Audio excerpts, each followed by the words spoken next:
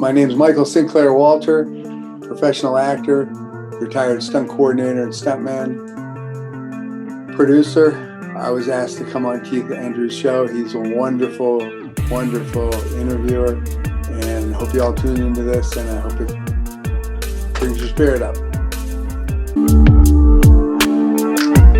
The first thing I want to start off on the KeithAndrew Network is, what is the KeithAndrew Network? The whole point of my talk show is to show people that even with having a learning disability, I can still amount to something. And at the same time, I'm able to turn myself into an example for people out there dealing with any types of learning disabilities and disabilities to never give up and prove people wrong.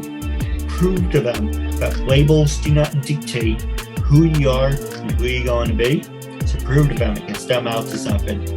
So hashtag break the labels.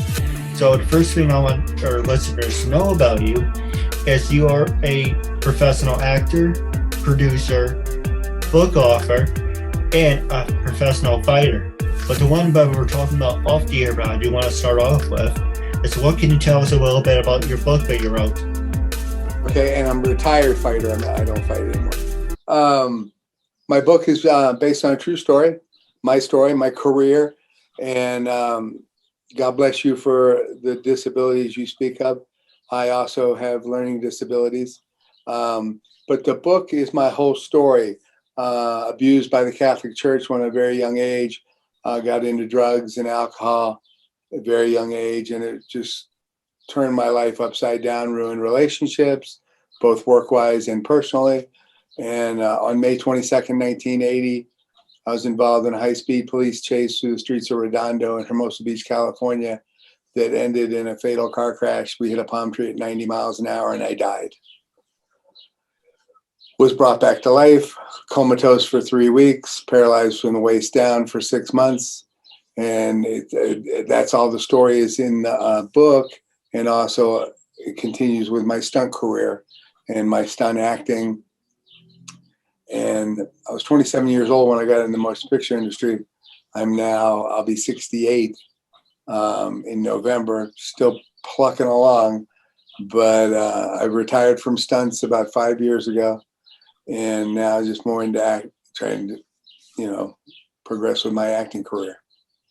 Oh, absolutely. And do you have the book you would like to show off? Sure, if I may.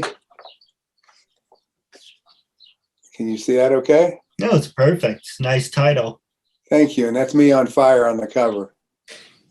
And what's interesting is my wife brought this to my attention, and so did a few other people. If you look at the picture closely, it looks like there's an angel above my body.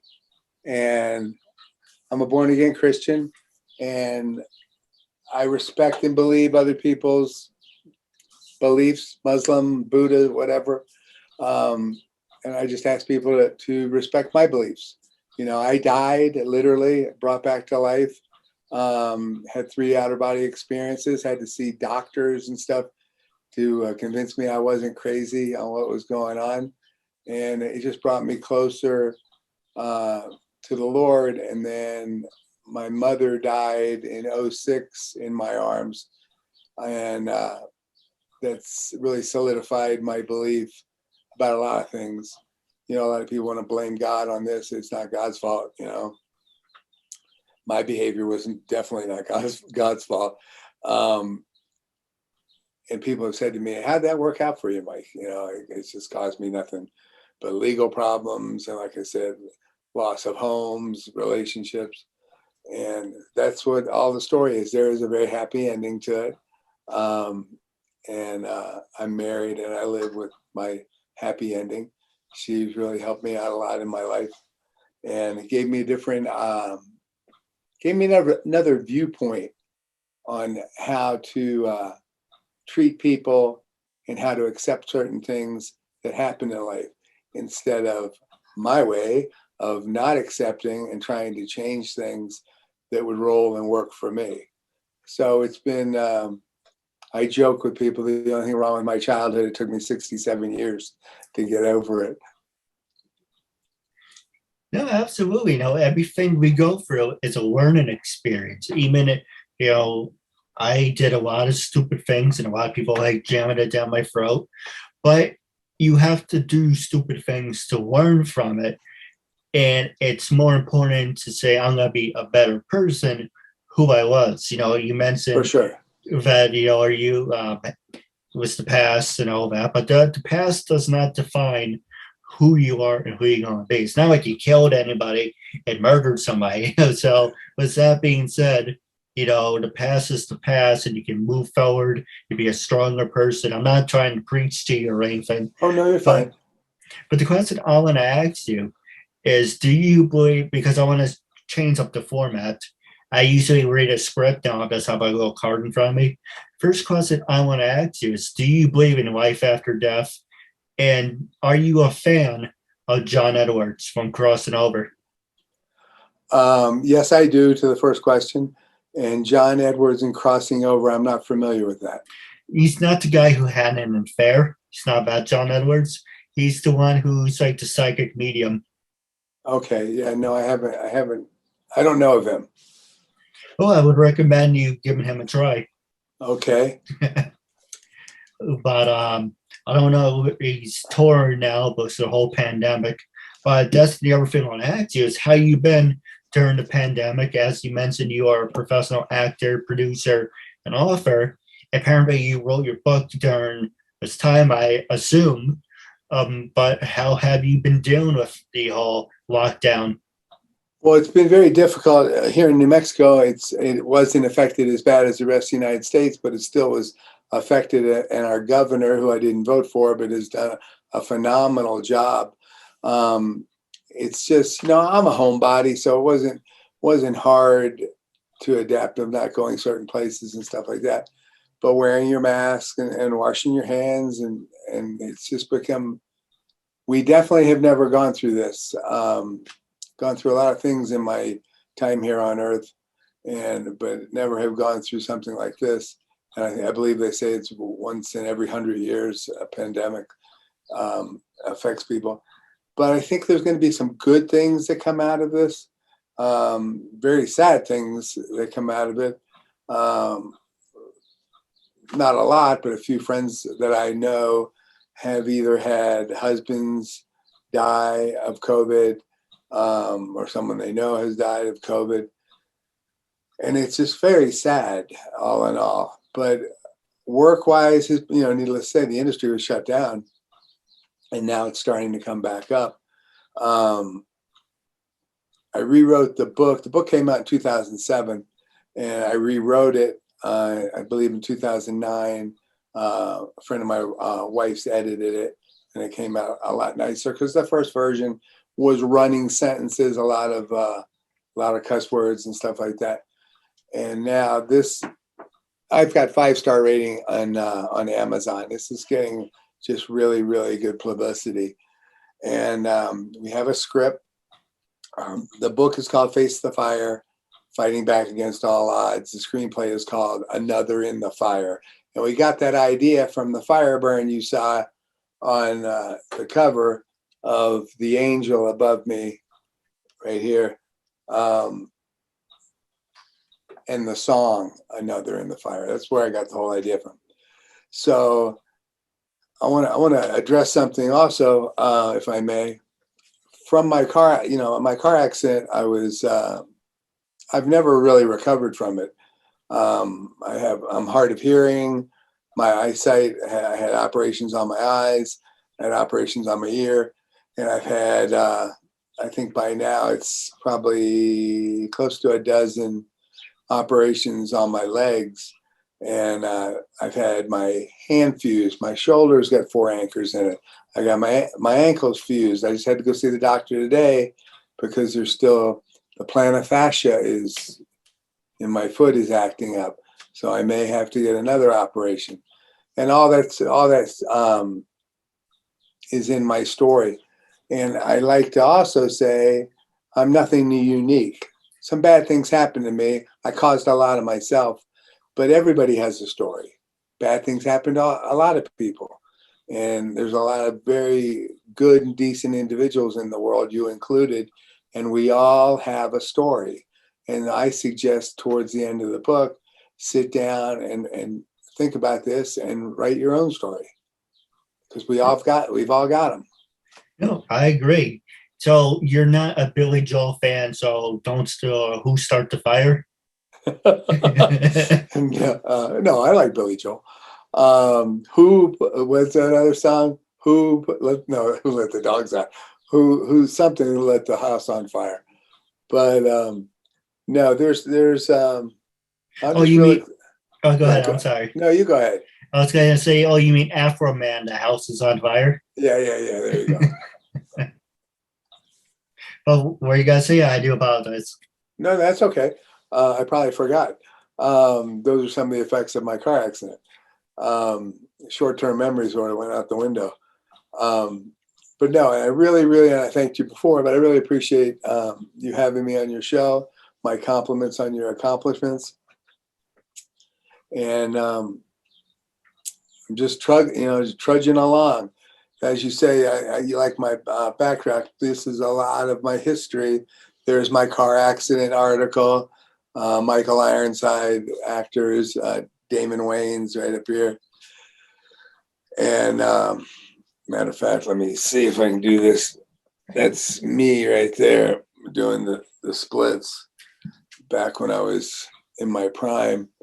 I did fight 2005 on a national martial arts tournament, and Danny Anasano, who was a friends and training partner, late Bruce Lee, he was my instructor for over 12 years.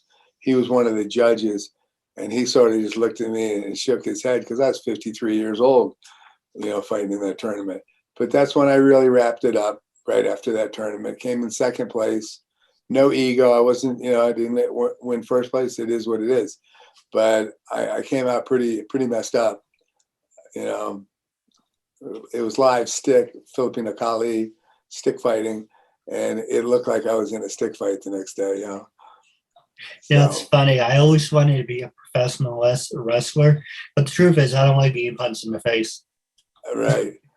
Are you familiar with Judo Gene LaBelle? Never heard of him. You ought to look him up. Very legendary pro wrestler, stuntman, and he's got to be in his 80s, late 80s now. I made the mistake when he was 53 years old and I was in my 30s. Which is stories in the book. I made the mistake of thinking I could beat him, and it was quite the mistake. He's considered the most dangerous. Was considered the most dangerous man in the world, and I learned why. That's right. The story I heard from one of my idols, Bret the Hitman Hart, where his father used to train, Chris Jericho and Chris Benoit and, Owen. And his mother used to think that his father, Stu, was torturing and killing someone because all you hear from the basement and the dungeon is like, screaming and people screaming bloody murder. So what the hell are you doing down there? Right. Yeah, if you get a chance sometime, look him up. Judo Gene LaBelle. No, absolutely. So we're going to take a quick commercial break. When we come back, I'm going to talk to you about social media and people with disabilities when we come back. Okay, thank you.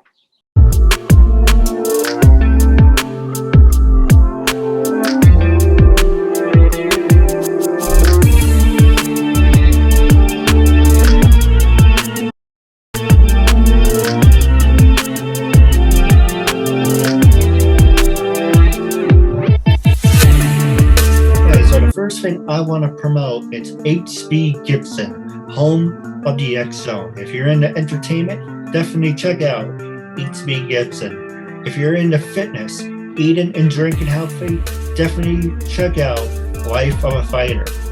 Now, every Wednesday, that's right, today's Wednesday, I had to think about it. Every Wednesday at 8 o'clock on TNT is AEW All Elite Wrestling. So if you're a fan of professional wrestling, definitely check it out. Make sure to like and subscribe to the Keith Andrew Network. You have brand new content on the Keith Andrew Network. But the first thing I want to promote, it's a new thing I want to promote. Not a lot of people, know my show about disabilities, but I might as well turn a weakness into a strength. Sure. So the first thing I want to say is the following is brought to you by disabilities. Disabilities do not dictate who you are and who you want to be. Prove to them and still amount to something. So, that being said, the first question I want to ask you is, have you worked with people with disabilities, besides me, obviously, and are you willing to work with people with emerging disabilities? I'm sure I have, and I just can't think of something off the top of my head where and when. And of course I would. A friend of mine named Dan Williams wrote a book, Something Perfect, or he's trying to a screenplay on it, and that's exactly what it's about: people with disabilities. And I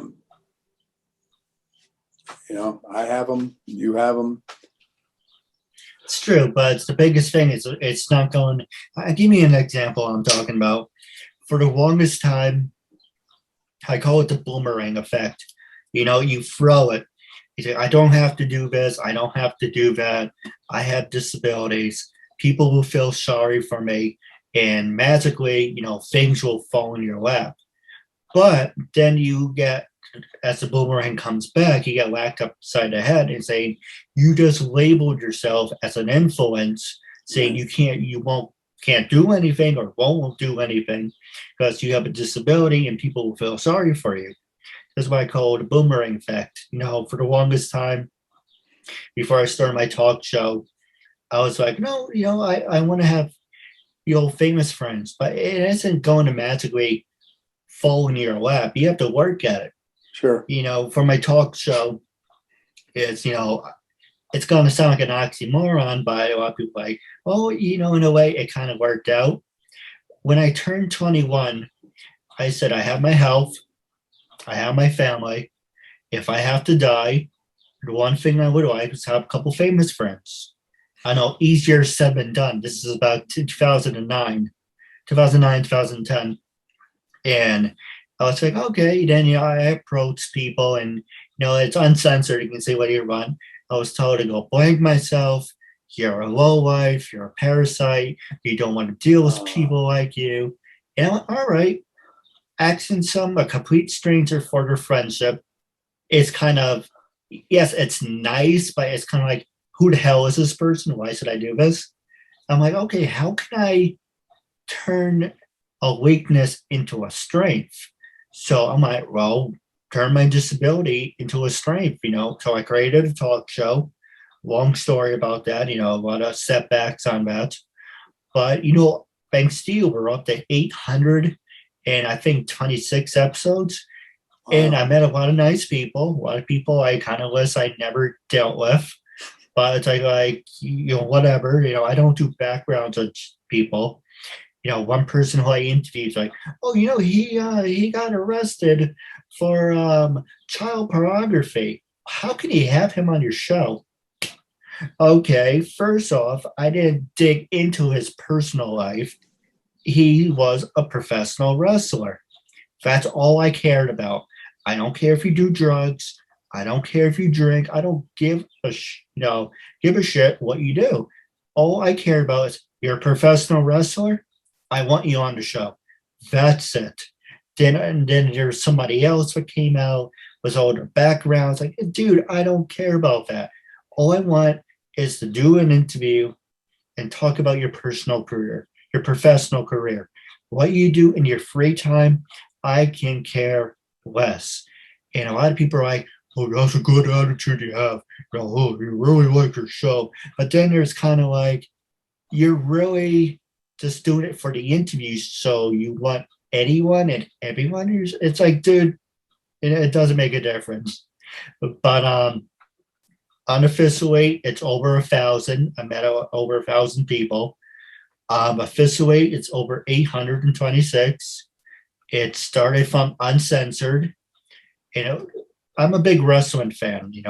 Hershey's and Snickers presents WrestleMania. I'm like, okay, let's have the KeithAndrewNetWork present uncensored. And then I was like, that's stupid. And I got in a couple arguments over the name. I said, I'm paying for the name KeithAndrewNetWork. I'm going to use it. And, I argue with my a couple of siblings about, permission forms. I went to a lawyer, he said, your biggest mistake, because I'm like my grandfather, where if I give you my word's my bond. In 2013, up to about 15, I wasn't using permission forms. Mhm. So he said, your biggest mistake was you weren't using permission forms. So now I do it. If you sign the form, great. If you don't, I'm not doing the interview. Unless I really like you, then I make up some paper saying you give me permission.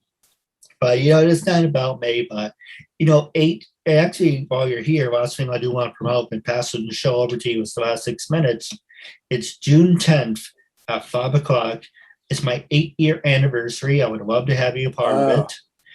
And I met some great people. I met some not so great people. It's like from the Addams family. Who are you? Who moved Iraq? But it's taken. I try not to take it personally. But anyway, I like giving people opportunities. I wasn't really given opportunities in my life. Okay, that's not really true. I met one guy who gave me an opportunity, but that's only because I complained to him. But I want to be remembered as someone who gave opportunity. So the last thing I want to do is pass the show over to you. Was there anything you wanted to know? Anything you wanted to promote? I usually save this for the end, but I want to ask you just straight out. When I first approached you to be a guest on my talk show, I want you to be brutally honest. When I first approached you, what made you say yes? How do you feel now? And would you recommend it to other people? Yes, I would recommend it to other people. And the reason I said yes is because I'm a people person. I'm a professional at what I do. It intrigued me on the way you asked. I appreciated that you asked. And why not? What can it hurt? Hopefully, what can it hurt? And it's, we all need each other through it all. And I know nowadays, especially in this climate that we all live in, my wife says it to me, I say it to her, I say it to other people. Like, it sounds so silly. Why can't we all just get along? I mean, really, why can't we all just get along? But, we run into obstacles, egos, and I'm very happy that you asked me to come on your show. And if time permits, I would love to be on your 8th anniversary. No, absolutely. Actually, the one thing I want to ask you is that a cheerleading shirt that you're wearing? No, it's Grand Ole Opry in Nashville. These are guitars upside down. That's why you have to have a daughter that's a cheerleader, because I'm staring at the shirt. I'm like, okay, it's not an army shirt, but it does look interesting. It does have to do some of the sports. But with hecklers too. I bet you had hecklers. Talk about your book. Oh, for sure. Oh my gosh. One guy said to me, I don't like bad mouthing people, but this one guy really pissed me off. I can be the sweetest person you ever meet, or I can really be a real SOB if you really puss on me. This guy, I said I want him on the show. He said, yes, absolutely. I would love to have you on the show. You do have a recent episode. I showed him a recent episode. I don't know what crawled up his ass or anything, but he came back at me and said, I see you interviewed a lot of people that I know. That's really interesting. But after watching you talk and how you ask questions, I really think you're a horrible talk show host and you're not really good at it. After 820 whatever episodes you did, Right. You should have been a master. Well, first off, I don't like being a master of anyone, number one. And number two, did you know the show's about disabilities? So it's kind of like, buddy, get off your high horse. And it's kind of like, that should have been the tip off right there. I told you the show's about disabilities, and then he's like, "Oh, you ask a lot of stupid questions. You should have more viewers." And I don't deal with crap like that. People who accept the fact that, hey, you know what? He has a podcast. I consider it a talk show. My sister says, you don't have a talk show. It's a podcast. Big difference. Whatever. I think it's a talk show. But that's the fact. I'm telling people I have a disability. Look at what I'm able to accomplish. That should be good enough Right. for anyone out there. That's the fact people would sit there and throw stones or nitpick at what I'm doing. It's like, the hell is you. I don't want you on the show anyway, but this is not about me. But how can our fans follow you on social media? Are you on LinkedIn, Facebook, Instagram? Yes, and I don't pay much attention. I'm on Instagram, and I think I'm on LinkedIn and Facebook, of course. Real quick before we go on, Keith, just stay above reproach and always do the right thing, and people will fall by the wayside that are negative or haters or whatever. It's a hard attitude to just think and try to do the right thing. And you asked again, why did I do this? Well, I felt like it was the right thing. You're in Manhattan, correct? No, upstate New York. I'd like to throw a shout out to a couple people in New York: George Aguilar, Blaze Carradine, Doug Crosby. Those are all stunt guys that I used to work in the industry with. But no, that's about all I really have to say about anything. There is something, if you're on YouTube, the video short, I'm not sure if I sent it to you or not. It's on the end of my email on the links. It's called Another in the Fire, Face the Fire, working title. And anybody can see that on YouTube. Yeah, absolutely. That will be in the description. No, I do have a couple questions for you off the air. Okay. Wrapping up our interview. It's a real honor and privilege. And I'm looking forward to part 2 down the road. I just want to say thank you for your time.